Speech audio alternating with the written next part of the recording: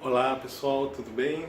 Falei que ia fazer, está demorando um pouquinho, mas ainda temos tempo para poder estudar para a prova. Vamos lá pessoal, terceirão. Nós vamos trabalhar, estou aqui com a prova em mãos, aqui eu estou observando o que vai cair, e nossa pauta é basicamente a seguinte: interpretação de texto sobre o formato de verdadeiro e falso, que essa é uma coisa muito importante. Porque, por favor, não se superestimem nem subestimem a matéria. Não façam isso, não façam isso.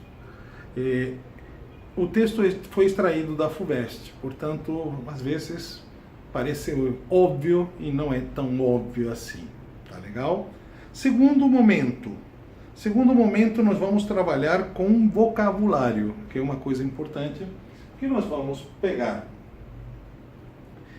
um texto e vamos completar para dar sentido e coerência com palavras que vão estar dentro de uma caixa de palavras ou uma caixa lexical assim chamada, tá bom? Lembro que léxico é igual a vocabulário, né? Esse é um termo interessante. Próximo exercício serão exercícios de relacionar palavras com sentidos. Então nós vamos procurar identificar o que significa qual palavra. Até aí está tudo tranquilo, porque isso já praticamos sempre, então não é desde hoje que estamos fazendo esse tipo de exercício. Agora as novidades. A textualidade. Eu vou permitir e vou colocar para vocês, junto com a prova, uma espécie de um exemplo com cada conjugação, um exemplo de cada conjugação e qual o sentido do seu uso. Por quê? Porque nós vamos fazer a seguinte coisa. Nós vamos falar sobre um tema X, que é uma imagem que eu vou colocar. Vocês vão trabalhar sobre isso, só que tem um porém. Os tempos que vocês vão utilizar dentro desse texto são presente indicativo, o pretérito indefinido. Pretérito indefinido, eu lembro que o pretérito indefinido é uma ação concluída no passado. Je cantei. Se je cantei, comecei a cantar e terminei de cantar. Pretérito indefinido. Depois, um pretérito imperfecto. Je cantava. Vamos lá, je cantava. Quer dizer que eu comecei a cantar e fui interrompido para além da minha vontade dentro desse processo. Je cantava.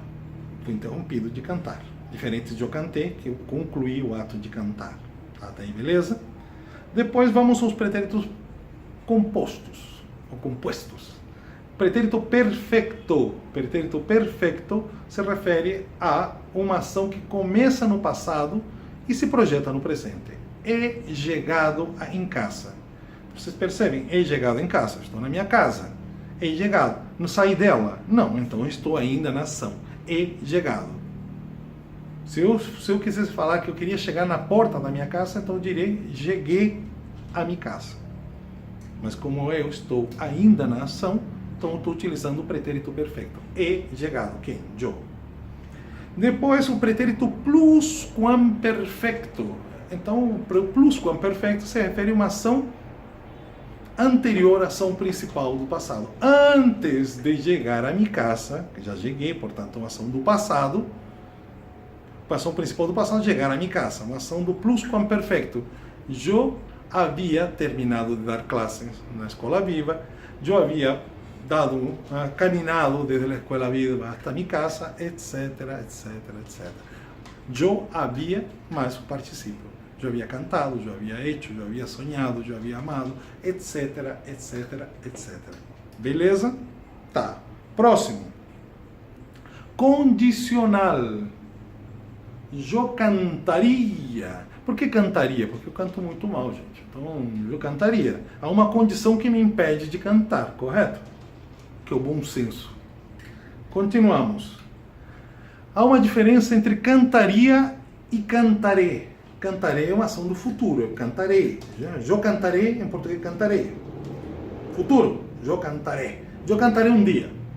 Espero que não, mas vamos lá, quem sabe.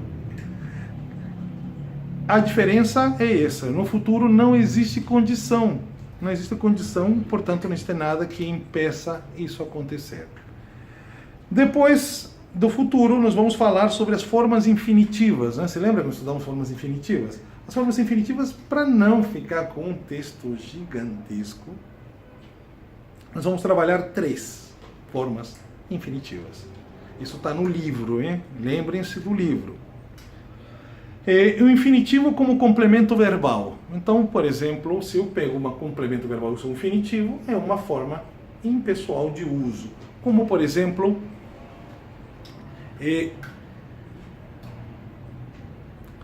vou a cantar, verbo ir, eu vou a cantar. O cantar é a forma infinitiva, ar, ou ir.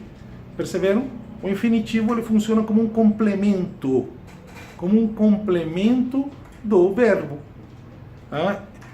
Estou a nadar muito. Estou a praticar deportes, verbo estar, praticar, infinitivo. Então o infinitivo serve como um complemento verbal. Beleza, tá aí? Depois infinitivo como substituto do imperativo. Olha só que legal. O imperativo são ordens, conselhos ou instruções. E você pode usá-los via forma impessoal, infinitivo. Então eu posso falar assim: no comer. Se eu digo no comer e coloco o letreiro no comer, nós já estamos sendo orientados ou informados ou ordenados a não comer. Portanto, funciona como um imperativo, substituindo a ideia do imperativo. No pisar en el pasto, ou seja, não pisar na grama. Está escrito no pisar. Pisar, infinitivo. Então, o infinitivo funciona como um imperativo e substitui o imperativo. Ficou mais claro isso? Tá. Próxima. Infinitivo como um sujeito. Comer frutas hace bien. Comer, ele começa como um sujeito, é o sujeito da frase. Então, o infinitivo inicia a frase pautando ela. Então, ela que vai funcionar como o sujeito desta frase. Ficou claro essas 3? Só essas 3 que estamos por enquanto. O próximo passo qual é? É discutir... Não, identificar, melhor dito. Identificar dentro de um texto as formas impersonais, que são, nesse caso, 2 que nós trabalhamos. Uma que já sabemos há tempo, é o caso do particípio, mas não falaremos do particípio agora. Nós vamos trabalhar o imperativo, o infinitivo, estou com o imperativo na boca. Infinitivo, repito, infinitivo, terminação em ar, ir, cantar, comer, viver, sentir, aprender, etc, etc. Ou gerúndio que normalmente se utiliza, ou deveria se utilizar, como uma ação em paralelo. Penso enquanto estou caminhando. Ou seja, são 2 ações, caminhar e pensar. Então, as 2 estão em paralelo. Esse é um uso adequado do gerúndio. E a característica do gerúndio é a terminação em ando e indo. O resto é estudar um pouquinho e vamos que vamos. Abraço, beijos, hasta la vista.